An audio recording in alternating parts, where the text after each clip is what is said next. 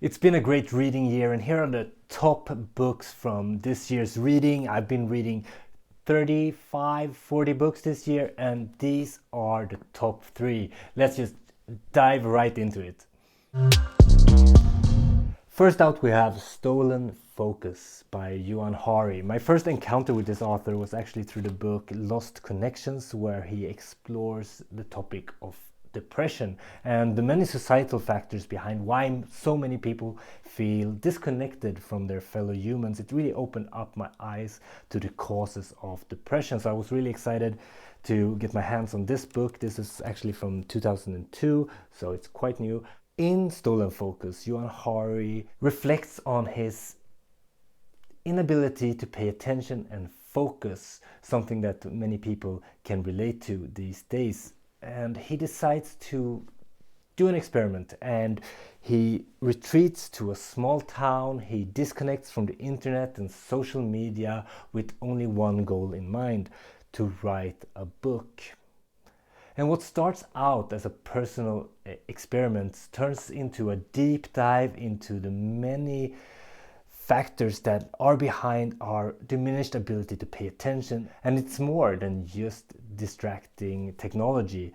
And it might very well have a big impact on the trajectory we're heading as a human race. This book is super interesting, thought-provoking. It challenges your relationship to technology and civilization in general. I really got a lot out of this. I have the full review in a link below. I have all the reviews down below, but let's go to the next book. Parallel Universes of Self by Frederick Dodson. I'm ambivalent about recommending this book for two reasons.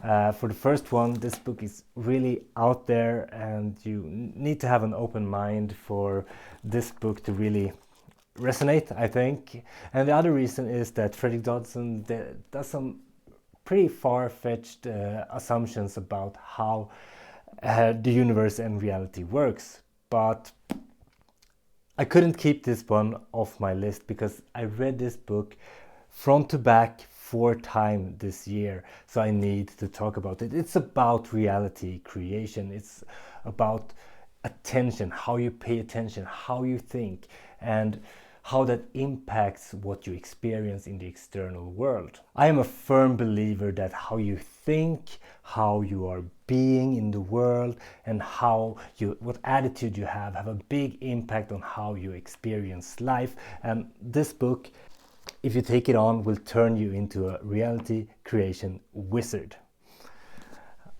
It's not as heavy as it looks. It looks like a big tome, but I mean, look at the letters here. It's actually a fairly quick read.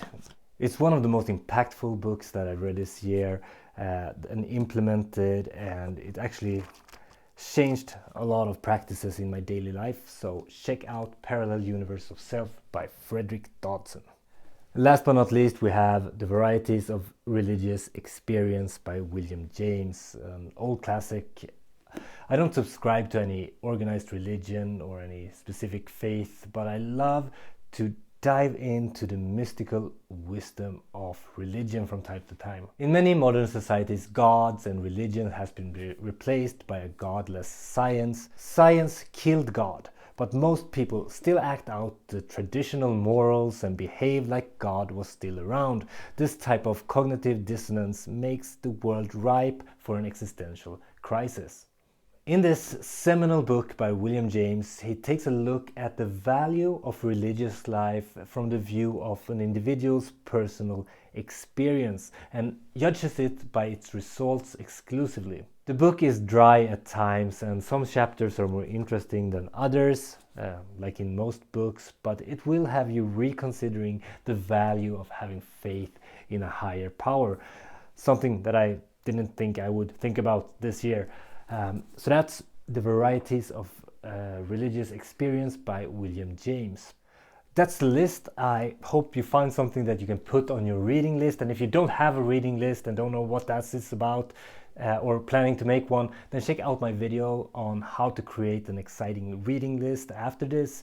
And then I also suggest that you watch my other video with honorable mentions. This is books that really didn't make it to the list really, but that are real favorites, books that really stood out, books that were heartwarming, scary, or simply just dear to my heart.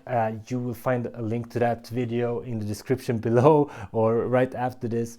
Thanks for watching. I'm back after a few weeks of renovations. I've been offline for a while, but I've big things planned for this year. There's going to be a lot of videos. I think I have 7 books that I finished I haven't reviewed already, so make sure to subscribe and like and all of that, because there will be a lot of interesting books on this channel the coming weeks. Until next time, Bjorn out.